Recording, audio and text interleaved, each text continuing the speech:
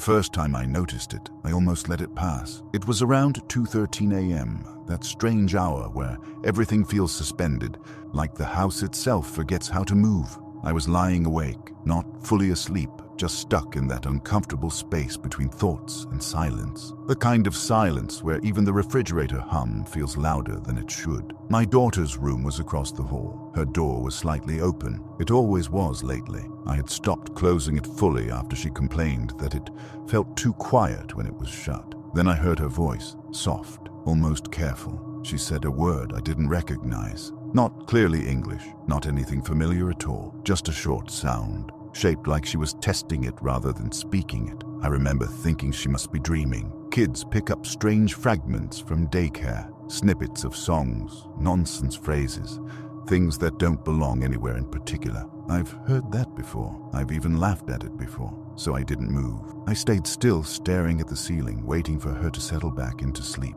Then the baby monitor on my nightstand crackled. It was old. We didn't really need it anymore, but she liked it there. Said it made her feel not alone in the dark. The sound wasn't loud, just a faint burst of static, like the device had briefly lost its grip on reality. And then, beneath it, a voice, repeating the same word she had just said, but it wasn't her voice anymore. It was lower, controlled, adult. I sat up immediately. The monitor screen showed her room in dull, grainy night vision. She was still asleep, completely still, mouth closed, breathing steady. For a second, I told myself I had imagined it, half asleep hearing things that weren't there. Then the monitor clicked again, and the voice returned, not repeating the words this time, responding to it. A short phrase followed, too quiet to fully understand, but directed toward her room like it belonged there. My chest tightened in a way I didn't like.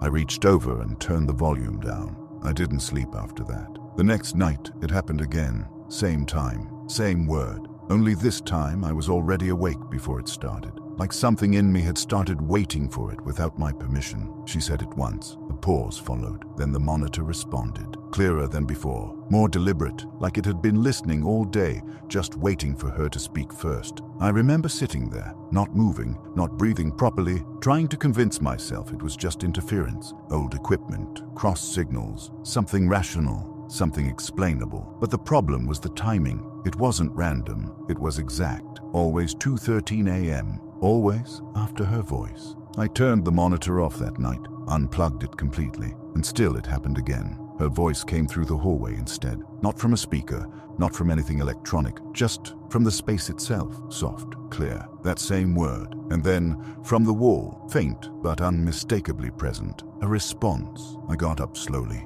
I didn't even think about it. My body moved before my mind did. I checked the hallway first, then her room. She was still asleep, still perfectly still in bed, like nothing had happened. I checked under the bed, behind the curtains, even the closet like an idiot, as if something physical could be responsible for what I had just heard through solid walls. There was nothing, only silence again, too clean, too complete. The next morning, I told myself I wouldn't bring it up. Parents do that sometimes. They store discomfort away just to get through the day.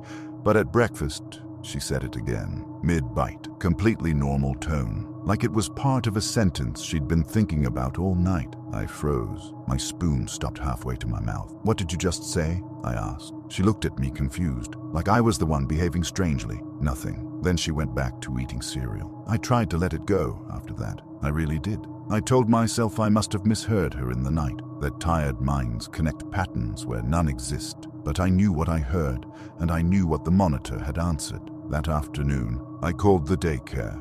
The woman who answered was polite, almost rehearsed in her calmness. I explained carefully. I didn't want to sound irrational, so I kept my tone measured. Just asked if there had been any unusual words, songs, anything like that introduced recently. There was a pause on the line. Then she said, "Nothing unusual at all. Kids make things up sometimes." Simple answer. Too simple. I remember gripping the phone a little tighter than I meant to.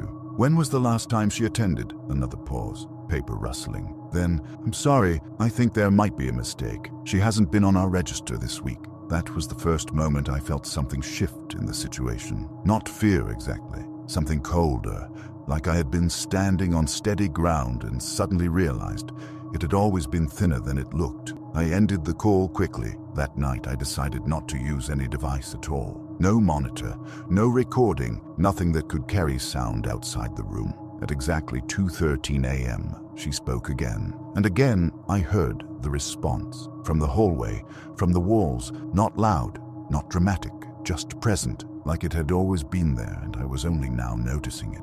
I stood up and walked slowly toward her door, pressed my ear against it. Silence inside, then her voice again, whispering the word, and immediately after, closer than it should have been, a second voice responding. Low, controlled, patient. I opened the door. She was sitting up in bed, eyes open, not frightened, just awake in a way that didn't feel normal for a child at that hour. She looked at me for a moment, then tilted her head slightly. "You heard him too?" she asked. My throat tightened. "He?" She nodded. "The man who answers." I didn't respond right away. I couldn't. Instead, I checked the room again. The closet, under the bed, the corners, the window, nothing. But something about the air felt different. Not colder, not warmer, just occupied. The next day, I went to the daycare in person. The building looked completely normal from the outside. Bright colors, clean window, drawings taped to the glass. Everything designed to feel safe. But when I stepped inside, there was an immediate sense of quiet that didn't match what a place like that should sound like.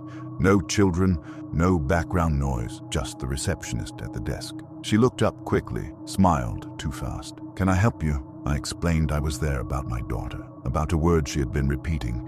Her expression shifted slightly just for a second before she recovered. "I'm sorry," she said carefully, "but I don't think she's been attending recently." I stared at her. "That's not possible." She checked something on her computer, clicked through screens that didn't seem relevant, then looked back up. I believe there may be some confusion with records, but her tone didn't match her words. It felt like she was trying very hard not to say something else. I left without pushing further, because I realized something uncomfortable in that moment. I wasn't getting closer to answers. I was getting closer to people who were actively avoiding them. That night, I set up an old recording device in her room. Not a monitor, just audio, something that couldn't connect to anything else. At 2:13 a.m., she spoke the word again. I heard it clearly from the hallway, but I stayed in my room, waiting for playback.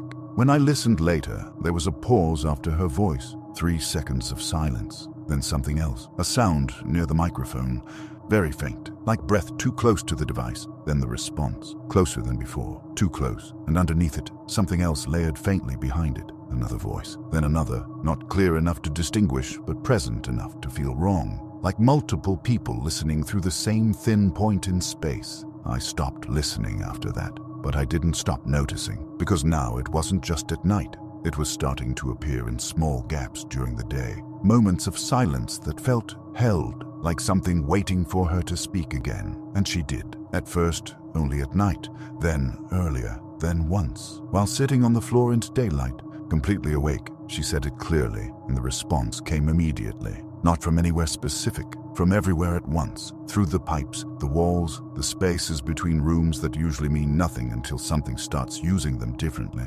I pulled her out of the room. She didn't resist, she just looked calm, too calm, and said, "He's happy now." We left the apartment that night. I thought distance would stop it. It didn't. At 2:13 a.m. in the hotel, she turned in her sleep and said it again, and somewhere in the silence that followed, something answered.